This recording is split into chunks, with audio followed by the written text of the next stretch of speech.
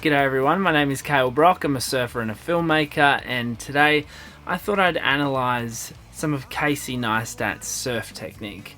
He didn't ask me to do this. This is the dream.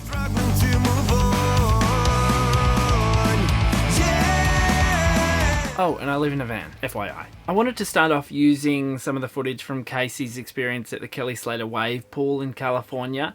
We'll focus on the takeoff to start with, but I wanted to mention that wave pools, I mean, they're really the best training ground ever for surfing, for on-wave surfing, that is, because it takes away the natural challenges that are in place when you are surfing in an unpredictable ocean with waves moving all over the place and changing every time. Basically, if you want to progress your on-wave surfing really quickly, jump in a wave pool. Okay, so we'll start off with the wave pool, and I really want to focus in on the pop-up here, Casey's pop-up. And here Casey runs through what is a functional pop-up, meaning it works, but it's not an ideal pop-up, and that's mainly because of this moment here where we see this sort of instability, this mistime of the step through.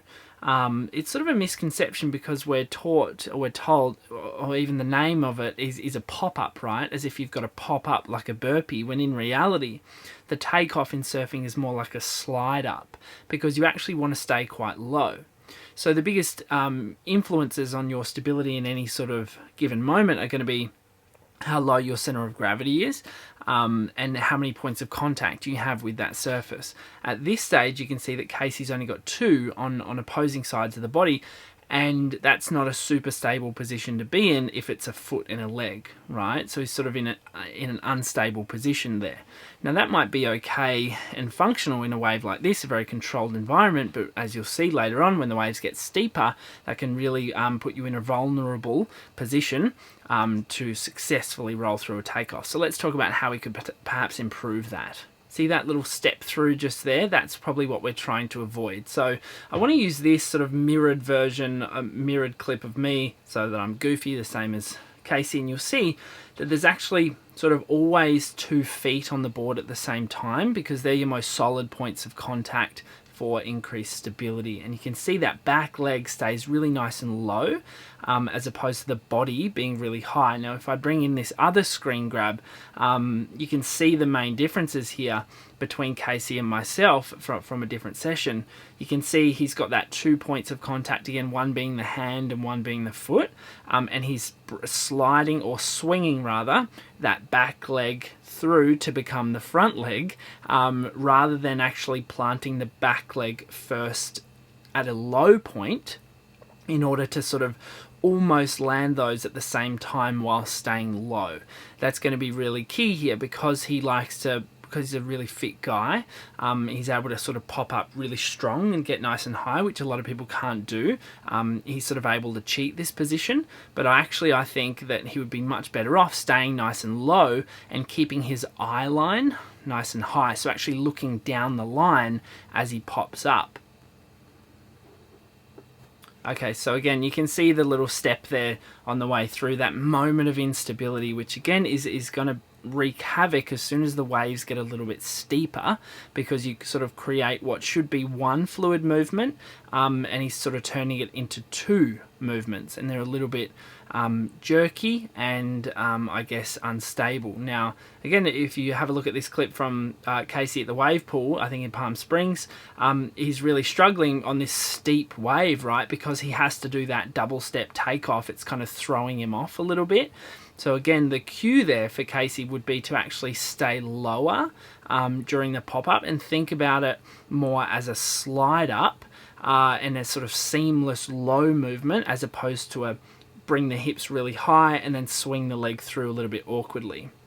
So you can see, one thing that I want to point out here is the use of the shoulders here. You can see, because I'm actually looking down the line, I'm preempting the direction that my body's actually going to come up in.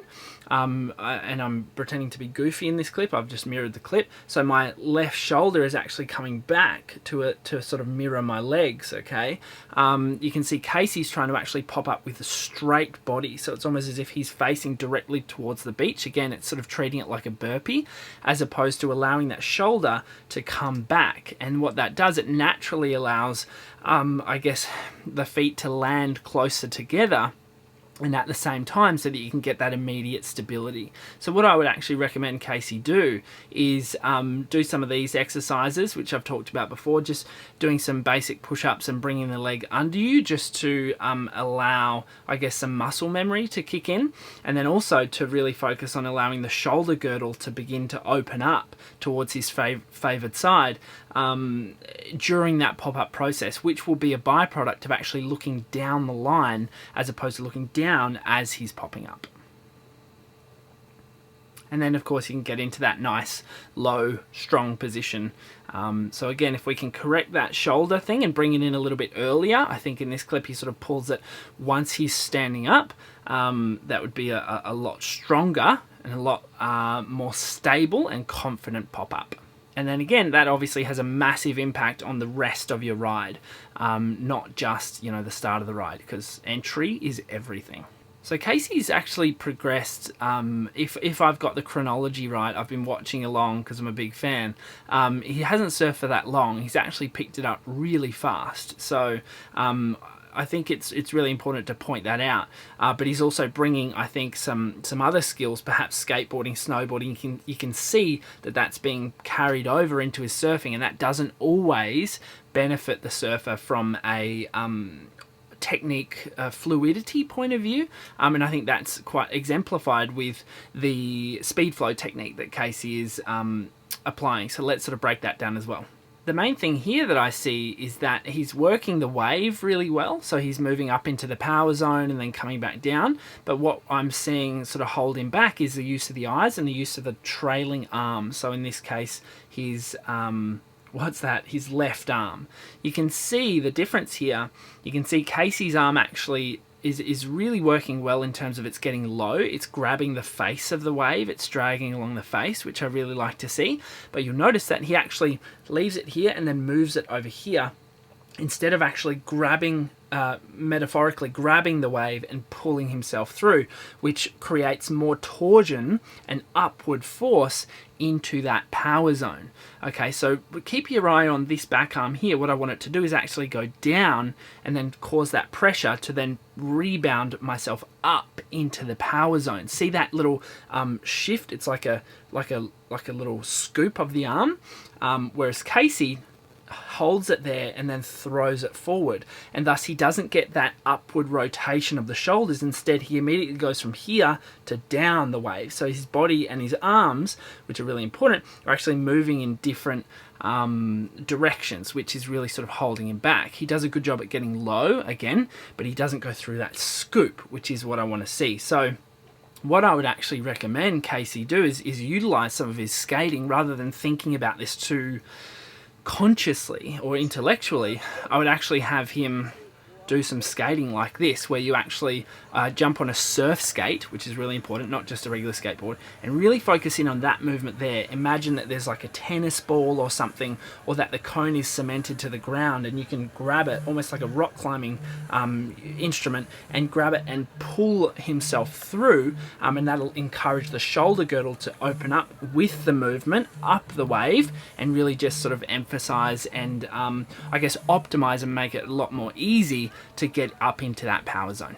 And just talking about what we were looking at before, it's the eye line, right? So the golden rule in surfing is where you look is where you go. And you can see that Casey's eyes aren't necessarily looking to the top of the wave, which is where he wants to be. He already sort of he preemptively drops his head and sort of never really looks to the top of the wave at the right time. So you always want to be, I guess, 1 or 2 steps ahead with that. The eyes lead the movement, followed by the shoulders and the leading arm, and then that drives torsion through the lower body and into the feet, which will rebound you either up the wave or down the wave, or in the direction that your eyes are looking. So Casey tends to preemptively drop the eyes, or sort of over or use the head too much. There's a lot of, I guess there's excess movement. It's a little bit busy. So what I would encourage him to do is to actually slow down, sort of think about surfing at 80% as opposed to 100%. And what that does, it tends to fluidify, if that's even a word, a surfer's movement, where they get to actually start to bring the eyes, the shoulders, the hips and the knees more in sync. okay, because there has to be a disparity between them for the body to move and go through torsion and torqued pressure. But if there's too much disparity, there's just disconnection, and we don't see that strong fluid movement that we tend to enjoy when we watch great surfers. Anyway guys, I hope you enjoyed that video. Casey, if you're watching, love your work. I hope to see you out in the water when I'm allowed back in America. I'm not a criminal or anything. I mean, due to the travel restrictions right now. This is getting weird. Okay, guys, if you enjoyed this video, make sure you subscribe to the channel. Hit the like button. Let me know in the comments below what you're struggling with your surfing. Who else should I analyze? I've just sort of I've got a couple of different people, names lined up who I'm going to analyze their surfing just for shits and gigs, really. So drop a name in the comments below and I'll do my best to get some more content out. Thanks so much for joining me. Guys, you can hit me up on Instagram as well, @KalesBroccoli. I'll see you soon.